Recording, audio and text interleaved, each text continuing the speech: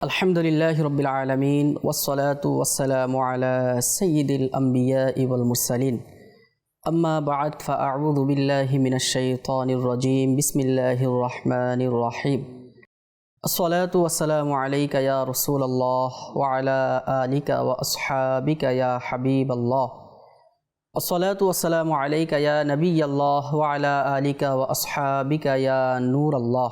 মাদানী চ্যানেলের দর্শক শ্রোতা, আপনারা দেখছেন মাদানী চ্যানেলের নিয়মিত অনুষ্ঠান হাদিস থেকে দৃষ্টান্ত। আলহামদুলিল্লাহ, আজকেও আমরা একটি বিষয় নিয়েছি। বিষয়টি হচ্ছে জুমার উদাহরণ, যেখানে নবী পাক সাল্লাল্লাহু আলাইহি ওয়াসাল্লাম জুমার দিনকে তুলনা করেছেন, উদাহরণ দিয়ে আমাদেরকে তার গুরুত্ব বুঝিয়েছেন। তার পূর্বে চলুন আমরা একবার নবী পাক সাল্লাল্লাহু আলাইহি ওয়াসাল্লাম এর উপর দুরুদে পাক পাঠ করে নেই। কেননা হাদিসে পাকের মধ্যে এসেছে, যে ব্যক্তি আমার উপর 100 বার দুরুদে পাক পাঠ করবে, আল্লাহ পাক রব্বুল আলামিন ওই ব্যক্তির দুই চোখের মধ্যবর্তী স্থানে লিখে দিবেন বারাআতুম মিনান নার ওয়া বারাআতুম মিনান নিফাক, যে এই ব্যক্তিটি মুনাফিকি এবং জাহান্নামের আগুন থেকে মুক্ত। চলুন আমরা একবার দুরুদে পাক পাঠ করে নেই। সাল্লু আলাল হাবিব সাল্লাল্লাহু তাআলা আলা মুহাম্মদ সাল্লাল্লাহু তাআলা আলাইহি ওয়া আলা আলিহি ওয়াসাল্লাম। মাদানী চ্যানেলের দর্শক শ্রোতা, বয়ান শ্রবণ করার পূর্বে আমরা ভালো ভালো নিয়ত করে নেই আল্লাহ ও তার রসুল সাল্লাল্লাহু তাআলা আলাইহি ওয়া আলিহি ওয়াসাল্লাম এর সন্তুষ্টি অর্জনের উদ্দেশ্যে ইনশাআল্লাহ তাআলা আজকের আমরা এই প্রোগ্রাম দেখব। যা শ্রবণ করব তার উপর আমল করে অন্য ইসলাম ভাইদের নিকট পৌঁছানোর চেষ্টা করব ইনশাআল্লাহ আজ্জা ওয়া জাল্লা। নবী পাক সাল্লাল্লাহু তাআলা আলাইহি ওয়া আলিহি ওয়াসাল্লাম জুমার দিনের উদাহরণ দিয়ে আমাদেরকে তার গুরুত্ব বুঝিয়েছেন। নবীজি সাল্লাল্লাহু তাআলা আলাইহি ওয়া সাল্লাম হাদিসে ইরশাদ করেন, আল জুমাআতু হাজ্জুল মাসাকিন, জুমার নামাজ মিসকিনদের হজ। অন্য এক হাদিসে এসেছে, অন্য বর্ণনায়, আল জুমাআতু হাজ্জুল ফুকারা, অর্থাৎ জুমার নামাজ গরিবদের হজ। নবী পাক সাল্লাল্লাহু তাআলা আলাইহি ওয়া সাল্লাম এখানে জুমার নামাজকে হজের সাথে তুলনা করেছেন, জুমারকে উদাহরণ দিয়ে জুমার গুরুত্ব বুঝিয়েছেন। নবীজি সাল্লাল্লাহু তাআলা আলাইহি ওয়া সাল্লাম এই জুমার নামাজের যে গুরুত্ব দিয়েছেন, এই জুমার নামাজের গুরুত্ব শুধুমাত্র হাদিসে পাকের মধ্যে এসেছে এমন নয়। মহান আল্লাহ পাক রব্বুল আলামিন পবিত্র কোরআনুল করিম 28 নম্বর পারায় একটি স্বতন্ত্র সূরা নাজিল করেছেন, যে সূরাটির নাম হচ্ছে সূরাতুল জুমআহ। মহান আল্লাহ পাক রব্বুল আলামিন জুমার গুরুত্ব দিয়েছেন এবং এই জুমার গুরুত্ব যেন আমরা উপলব্ধি করতে পারি, আল্লাহ পাক রব্বুল আলামিন কোরআনুল কারীমের মধ্যে একটি স্বতন্ত্র সূরা নাজিল করেছেন, সূরাতুল জুমআহ। মহান আল্লাহ পাক রব্বুল আলামিন সূরাতুল জুমআর মধ্যে ইরশাদ করেন, ইয়া আইয়ুহাল্লাযীনা আমানু ইযা নুদিয়া লিস-সালাতি মিন ইয়াউমিল জুমআতি ফাসআউ ইলা যিকরিল্লাহি ওয়া যারুল বাই', যালিকুম খায়রুল লাকুম ইন কুনতুম তা'লামুন। হে ঈমানদারগণ, যখন নামাজের অর্থাৎ জুমার নামাজের আজান হয় জুমা দিবসে, তখন আল্লাহর জিকিরের দিকে দৌড়াও এবং বেচাকেনা পরিত্যাগ করো, এটা তোমাদের জন্য উত্তম যদি তোমরা জানতে। জুমা অর্থ কি? জুমাকে জুমা কেন বলা হয়? প্রখ্যাত মুফাসসির হাকিমুল উম্মাত হযরত মুফতি আহমদ ইয়ার খান নাঈম রাহমাতুল্লাহি তাআলা আলাইহি বলেন, জুমাকে জুমা বলার কারণ হচ্ছে জুমার দিন সমস্ত সৃষ্ট জীবের অস্তিত্বের পরিপূর্ণ বিকাশ ঘটেছে। সেদিনই অর্থাৎ জুমার দিনই হযরতে সাইয়্যিদুনা আদম আলাইহিস সালাতু ওয়াসসালাম এর মাটি একত্রিত করা হয়, আর সেই দিনই লোকেরা একত্রিত হয়ে জুমার নামাজ আদায় করে। এই কারণে এই দিনকে জুমার দিন বলা হয়, অর্থাৎ একত্রিত হওয়ার দিন। মাদানী চ্যানেল দর্শক শ্রোতা, আমরাও এই জিনিসটা উপলব্ধি করেছি এবং আমরা দেখেছি যে জুমার একটি নির্দিষ্ট মসজিদ থাকে। জুমা যে কোনো মক্তবে আদায় করা যায় না, জুমার জন্য কিছু শর্ত রয়েছে।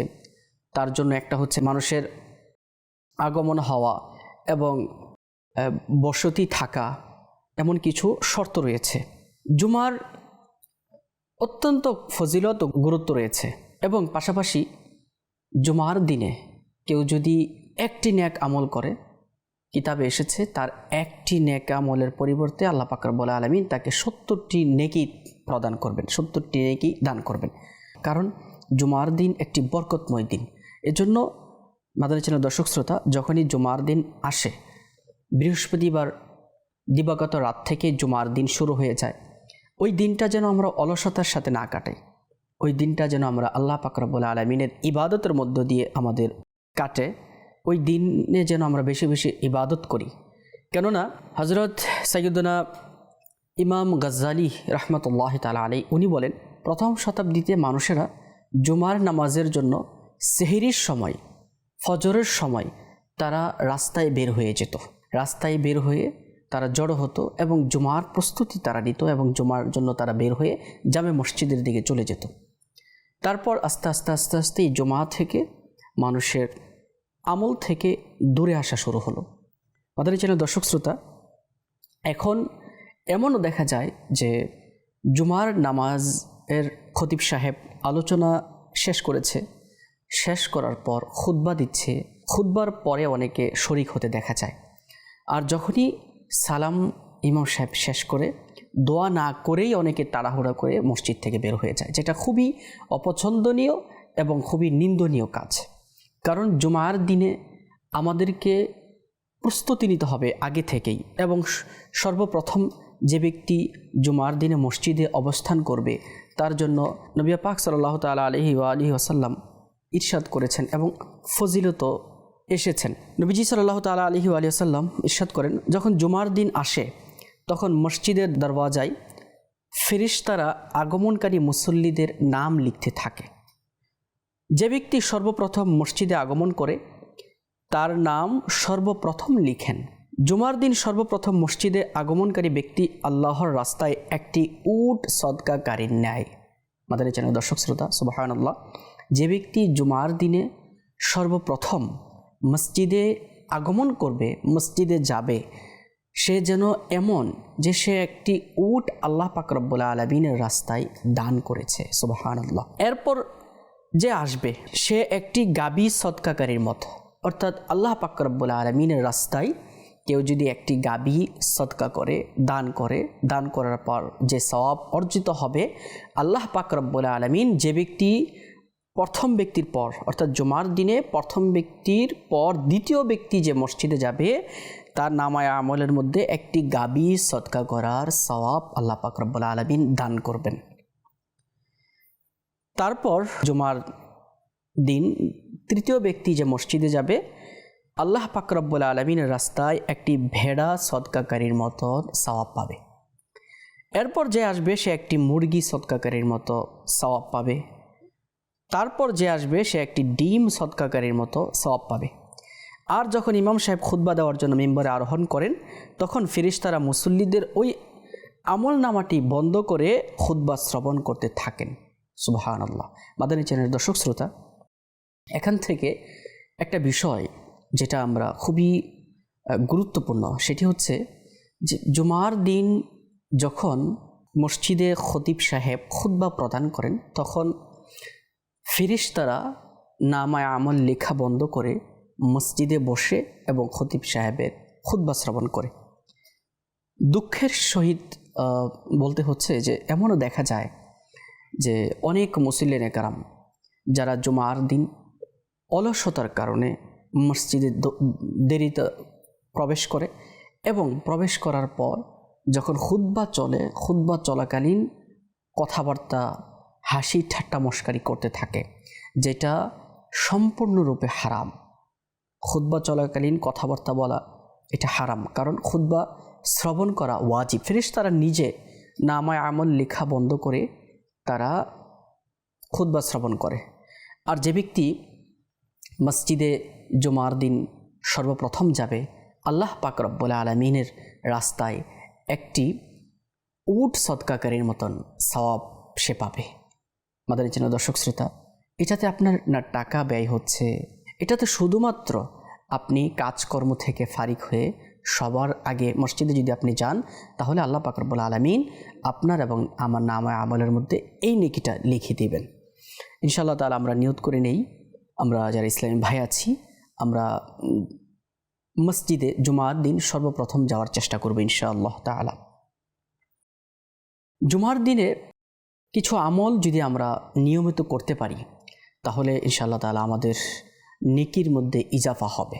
হাদিসে পাকের মধ্যে ইরশাদ হয়েছে, হযরত সাইয়েদনা আব্দুল্লাহ বিন উমর রাদিয়াল্লাহু তাআলা আনহু থেকে বর্ণিত, নবী রাহমাত সাল্লাল্লাহু তাআলা আলাইহি ওয়া আলিহি ওয়াসাল্লাম ইরশাদ করেন, যে ব্যক্তি জুমার দিন সূরা কাহাফ পাঠ করবে তার কদম থেকে আসমান পর্যন্ত নূর দ্বারা আলোকিত হবে এবং কিয়ামতের দিন ওই নূর তার সামনে উপস্থিত হবে আর 2 জুমার মধ্যবর্তী দিনসমূহে তার থেকে সংগঠিত গুনাহসমূহ ক্ষমা করে দেওয়া হবে। 15 নম্বর পারার মধ্যে যে সূরাতুল কাহাফ, এটা যদি আমরা তেলাওয়াত করি তাহলে কিয়ামতের দিন আমাদের সামনে নূর হিসাবে এই সূরাতুল কাহাফ আল্লাহ পাক রব্বুল আলামিন দান করবেন এবং ইনশাআল্লাহ তাআলা আমাদের নাজাতের উসিলা হবে। হযরত সাইয়েদনা আবু সাঈদ রাদিয়াল্লাহু তাআলা আনহু থেকে বর্ণিত, নবী করিম সাল্লাল্লাহু তাআলা আলাইহি ওয়া সাল্লাম ইরশাদ করেন, যে ব্যক্তি জুমার দিন সূরা কাহাফ পাঠ করবে 2 জুমার মধ্যবর্তী দিনসমূহ তার জন্য নূর দ্বারা আলোকিত থাকবে। অপর বর্ণনায় রয়েছে, যে ব্যক্তি জুমার রাতে অর্থাৎ বৃহস্পতিবার ও শুক্রবার মধ্যবর্তী রাতে সূরাতুল কাহাফ পাঠ করবে তার জন্য সেখান থেকে কাবা শরীফ পর্যন্ত নূর দ্বারা আলোকিত হবে। রাহমাতুল আলম সাল্লাল্লাহু তাআলা আলাইহি ওয়া সাল্লাম ইরশাদ করেন, যে ব্যক্তি জুমার রাত অর্থাৎ বৃহস্পতিবার ও শুক্রবার মধ্যবর্তী রাত সূরা ইয়াসিন শরীফ পড়বে তার ক্ষমা হয়ে যাবে। মাদানী চ্যানেলের দর্শক শ্রোতা, জুমার দিন এমন একটি দিন যেই দিনে আল্লাহ পাক রব্বুল আলামিন প্রতিটা মুহূর্তে লক্ষ লক্ষ জাহান্নামীকে আল্লাহ পাক রব্বুল আলামিন, যাদের উপর জাহান্নাম ওয়াজিব হয়ে গিয়েছে, এমন জাহান্নামী ব্যক্তিকে আল্লাহ পাক রব্বুল আলামিন জান্নাত দান করেন। জুমার দিনের অনেক ফজিলত রয়েছে। হযরত সাইয়েদনা আবু উমামা রাদিয়াল্লাহু তাআলা আনহু থেকে বর্ণিত, রাহমাতুল আলম সাল্লাল্লাহু তাআলা আলাইহি ওয়া সাল্লাম ইরশাদ করেন, যে ব্যক্তি জুমার দিন কিংবা জুমার রাতে সূরা হামিম আদ-দুখান পাঠ করবে আল্লাহ তাআলা তার জন্য জান্নাতে একটি ঘর নির্মাণ করবে। মোট কথা হলো মাদানী চ্যানেল দর্শক শ্রোতা, জুমার দিন হচ্ছে একটি গুরুত্বপূর্ণ দিন, যেই দিনে আমরা আল্লাহ পাক রব্বুল আলামিনের কাছে যখন আমরা কোনো পেরেশানি কথা বলবো, ইনশাআল্লাহ তাআলা আমাদের সকল পেরেশানি এবং সকল হাজত পূরণ হবে। হযরত সাইয়েদনা ফাতিমাতুজ জোহরা রাদিয়াল্লাহু তাআলা আনহা যখন সূর্য ডুবে যাবে তখন উনি নিজের ঘরে বসতেন এবং ওনার যে খাদিমা ছিল, খাদিমা ফিদ্দা রাদিয়াল্লাহু তাআলা আনহা, ওনাকে বলতেন যে তুমি বাইরে অবস্থান করবে, যখনই দেখবে সূর্য অস্ত যাচ্ছে তখন তুমি আমাকে বলবে। ফাতিমাতুজ জোহরা রাদিয়াল্লাহু তাআলা আনহা যখনই সূর্য অস্ত যাবে তখন উনি হাত উঠাতেন যে এই সময়টাতে দোয়া কবুল হয়, তখন উনি হাত উঠিয়ে আল্লাহ পাক রব্বুল আলামিনের কাছে দোয়া করতেন। আলহামদুলিল্লাহ, দাওয়াত ইসলামীর মধ্যেও জুমার দিনের এই যে সুযোগটা, আসর থেকে মাগরিব যে সময়টা, এটাকে ছুটির দিনের ইতিকাফ বলে। ছুটির দিনে ইতিকাফকেও যদি জুমার দিন আপনার হলো মসজিদ অবস্থান করলে তো অবশ্যই আপনার মসজিদে থাকবেন। তারপর মাগরিবের আগ মুহূর্তে, আসর নামাজের পর মাগরিবের আগ মুহূর্তে আপনি আল্লাহ পাক রব্বুল আলামিনের কাছে দোয়া করার সৌভাগ্য ইনশাআল্লাহ তাআলা অর্জিত হবে। সদরুশ শরিয়া মাওলানা মুহাম্মদ আমজাদ আলী আজমি রাহমাতুল্লাহ তাআলা আলী বলেন, দোয়া কবুল হওয়ার জুমার দিনের সময়ের ব্যাপারে 2টি নির্ভরযোগ্য অভিমত রয়েছে। জুমার দিনে কখন দোয়া কবুল হয়? ইমাম খুতবার জন্য বসার পর থেকে নামাজ শেষ করা পর্যন্ত সময়টা, এটাতে আল্লাহ পাক রব্বুল আলামিন দোয়া কবুল করেন।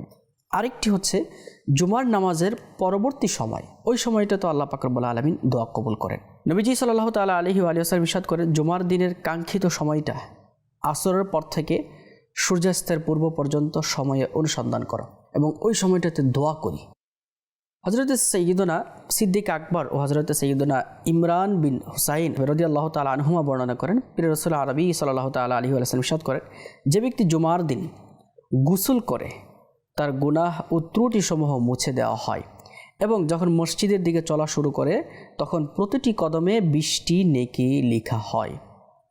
অপর এক বর্ণনা রয়েছে, প্রত্যেক কদমে 20 বছরের আমলের সওয়াব লেখা হয়, আর যখন নামাজ শেষ করে তখন সে 200 বছরের আমলের সওয়াব পায়। মাদানী চ্যানেল দর্শক শ্রোতা, জুমার দিনে অনেক সময় দেখা যায় যে আমরা ছুটির দিন মনে করে আমরা অলসতার মধ্যে ওই দিনটাকে কাটিয়ে দেই, আমরা ঘুমিয়ে থাকি। অনেক সময় এমন হয় যে অলসতার মধ্যে আমাদের এই শুক্রবার জুমার দিনটা অতিবাহিত হয়ে যায়। অনেক সময় মাআযাল্লাহ এমনও হয়ে যায় যে অনেককে দেখা যায় যে অনেক সময় জুমার নামাজেও আসে না, বছরে জুমার নামাজও ছেড়ে দেয়। বছরে অনেক দেখা যায় যে শুধুমাত্র ঈদের নামাজে আসে, জুমার নামাজে আসে না। মাদানী চ্যানেল দর্শক শ্রোতা, এটা কত বড় একটা আমাদের জন্য দুর্ভাগ্যের বিষয়। নবীজি সাল্লাল্লাহু তাআলা আলাইহি ওয়াসাল্লাম ইরশাদ করেন, যে ব্যক্তি অলসতার কারণে 3 জুমার নামাজ পরিত্যাগ করবে, আল্লাহ তাআলা তার অন্তরে মোহর মেরে দিবেন। জুমা ফরজ আইন। মাদানী চ্যানেল দর্শক শ্রোতা, কত বড় কথা যে জুমার যে নামাজ যদি কোনো ব্যক্তি অলসতার সহিত এই 3টা জুমা সে ছেড়ে দেয়, আল্লাহ পাক রব্বুল আলামিন তার অন্তরে মোহর মেরে দেয়। যদি মাদানী চ্যানেল দর্শক শ্রোতা আল্লাহ না করুক এমন হয়, তাহলে কত বড় ভয়াবহতা আমাদের জন্য।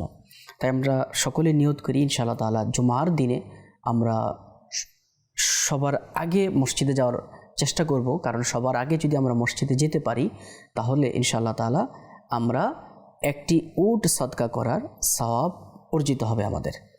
আর যদি দ্বিতীয় অবস্থানে আমরা প্রবেশ করতে পারি তাহলে আল্লাহ পাক রব্বুল আলামিন আমাদেরকে একটি গাবি সদকা করার সওয়াব দান করবেন। আমরা চেষ্টা করব ইনশাআল্লাহ তাআলা সবার আগে মসজিদে যাওয়ার এবং মসজিদে গিয়ে আল্লাহ পাক রব্বুল আলামিনের ইবাদত করার, বেশি বেশি দুরূদে পাক পাঠ করার। কারণ জুমার দিনে আপনি যদি একটি নেকি আপনি করেন তাহলে আল্লাহ পাক রব্বুল আলামিন তার একটি নেকির পরিবর্তে 70টি নেকি দান করবেন। নবীজি সাল্লাল্লাহু তাআলা আলাইহি ওয়া সাল্লাম বলেন, যে ব্যক্তি জুমার দিন তার নখ কাটে, আল্লাহ তাআলা তার শরীর থেকে অসুস্থতা দূর করে সুস্থতা প্রবেশ করায়। মাদানী চ্যানেল দর্শক শ্রোতা, এখানে নবীজি সাল্লাল্লাহু তাআলা আলাইহি ওয়া সাল্লামের যে হাদিস শরীফ, এটা কিন্তু খুবই গুরুত্বপূর্ণ হাদিস। অনেক সময় আমরা হয় যে আমাদের ঘর থেকে অসুখ দূর হয় না, অসুখ লেগেই আছে, শরীর ভালো থাকে না। আমরা একটু চিন্তা করে দেখি আমরা কি নবীজি সাল্লাল্লাহু তাআলা আলাইহি ওয়া সাল্লামের সুন্নত তরিকার উপর চলছে কিনা, আমরা যে জীবন যাপন করছি ওটা কিভাবে করতেছি। নবীজি সাল্লাল্লাহু তাআলা আলাইহি ওয়া সাল্লাম আমাদেরকে যেভাবে জীবন পরিচালনা করার বিধান দিয়েছেন সেই বিধানের উপর আমরা অটল আছি কিনা, আমরা কিভাবে আমাদের নিজেদেরকে পরিচালনা করছি, নবীজির সুন্নত অনুযায়ী চলছে কিনা, এটা একটু দেখার বিষয়। কারণ নবীজি সাল্লাল্লাহু তাআলা আলাইহি ওয়া সাল্লাম বলেন যে নখ যদি কোনো ব্যক্তি জুমার দিনে কাটে তাহলে আল্লাহ পাক রব্বুল আলামিন তার শরীর থেকে অসুস্থতা বের করে দেয়। নবীজির হাদিস এটা সত্য, এটাতে মিথ্যা হওয়ার কোনো অবকাশ নেই। তাহলে আমরা যদি এই নিয়তে নখ কাটি যে নবীজি সাল্লাল্লাহু তাআলা আলাইহি ওয়া সাল্লামের হাদিসের উপর আমল করতেন, যে আল্লাহ আমি আজকে জুমার দিন নবীজির হাদিস অনুযায়ী আমি আজকে নখ কাটছি, আমার শরীর থেকে তুমি আমার সমস্ত রোগ ব্যাধিকে বের করে আমার শরীরে তুমি শিফা দান করে দাও। আল্লাহ পাক রব্বুল আলামিন হতে পারে তার বিনিময়ে নবীজি সাল্লাল্লাহু তাআলা আলাইহি ওয়া সাল্লামের হাদিসের উপর আমল করার কারণে আমাদেরকে আল্লাহ পাক তাবারক ওয়া তাআলা সুস্থতা দান করতে পারেন। নবীজি সাল্লাল্লাহু তাআলা আলাইহি ওয়া সাল্লাম ইরশাদ করেন, জুমার দিনের ফজিলতের আমরা অনেকে মসজিদে যাই নামাজ আদায় করার জন্য।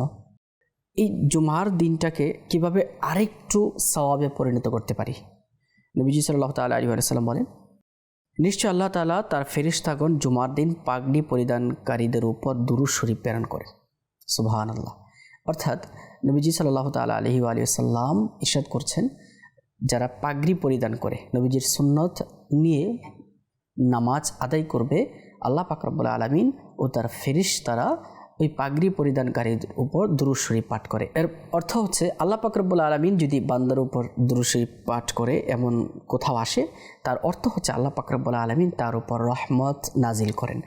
আর যদি ফেরেশতারা তার উপর দুরূদ শরীফ পাঠ করে, এর অর্থ হচ্ছে ফেরেশতারা তার জন্য ক্ষমা প্রার্থনা করে থাকে।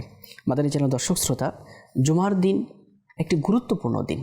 জুমার দিনকে হজের সাথে তুলনা করা হয়েছে, জুমার দিনকে গরিবের ঈদের দিনের সাথে তুলনা করা হয়েছে। এই জুমার দিনে কিয়ামত হবে। জুমার দিন হযরত আদম আলাইহিস সালাতু সালামের মাটি একত্রিত করা হয়েছে। এজন্য জুমার দিনটাকে আমরা অবহেলার সাথে যেন না কাটাই। কিতাবের মধ্যে এসেছে জুমার দিনের সকাল থেকে সন্ধ্যা পর্যন্ত মানুষ এবং জিন ব্যতীত সকল প্রাণী চিৎকার করতে থাকে ভয়ে যে কখন জানি কিয়ামত হয়ে যায়। নবীজি সাল্লাল্লাহু তাআলা আলাইহি ওয়া সাল্লাম ইরশাদ করেন, জুমার দিনের রাত দিন 24 ঘন্টার মধ্যে এমন কোনো ঘন্টা নেই যার মধ্যে প্রতিনিয়ত 6 লক্ষ দুজুখিকে মুক্তি দেওয়া হচ্ছে না, যাদের উপর দুজুখ ওয়াজিব হয়ে গিয়েছিল। সুবহানাল্লাহ। প্রতিটি মুহূর্তে আল্লাহ পাক রব্বুল আলামিন দুজুখিদেরকে, যাদের উপর জাহান্নাম ওয়াজিব হয়ে গিয়েছিল, আল্লাহ পাক রব্বুল আলামিন তাদেরকে জাহান্নাম থেকে মুক্ত দিয়ে জান্নাত দান করে থাকেন। মাদানী চ্যানেল দর্শক শ্রোতা, প্রিয় আকা সাল্লাল্লাহু তাআলা আলাইহি ওয়া সাল্লাম অন্য জায়গায় ইরশাদ করেন, যে ব্যক্তি জুমার দিন কিংবা জুমার রাতে মৃত্যুবরণ করবে সে কবরের আযাব থেকে মুক্তি পাবে এবং কিয়ামতের দিন সে এমনভাবে উঠবে যে তার উপর শহীদদের মোহর থাকবে। সুবহানাল্লাহ। জুমার দিন কত গুরুত্বপূর্ণ দিন, কিন্তু অনেক সময় হয় আমাদের কাছ থেকে এটা অলসতার মধ্যে কেটে যায়। আল্লাহ পাক রব্বুল আলামিন আমাদের সকলকে অলসতার ঘুম থেকে জাগ্রত হয়ে আল্লাহ পাক রব্বুল আলামিনের ইবাদত করার এবং জুমার দিনে তৈরি হয়ে খুশবু ব্যবহার করে সুন্দর পোশাক পরিধান করে সবার আগে আগে মসজিদে যাওয়ার তৌফিক দান করুক। মাদানী চ্যানেল দর্শক শ্রোতা, ইনশাআল্লাহ তাআলা আবারও দেখা হবে আপনাদের সাথে নতুন আরও একটি বিষয় নিয়ে। ততক্ষণ পর্যন্ত ভালো থাকুন, মাদানী চ্যানেলের সাথে থাকুন, মাদানী চ্যানেল দেখতে থাকুন। সাল্লু আলাল হাবিব সাল্লাল্লাহু তাআলা আলা মুহাম্মদ সাল্লাল্লাহু তাআলা আলাইহি ওয়া আলা আলিহি ওয়া সাল্লাম।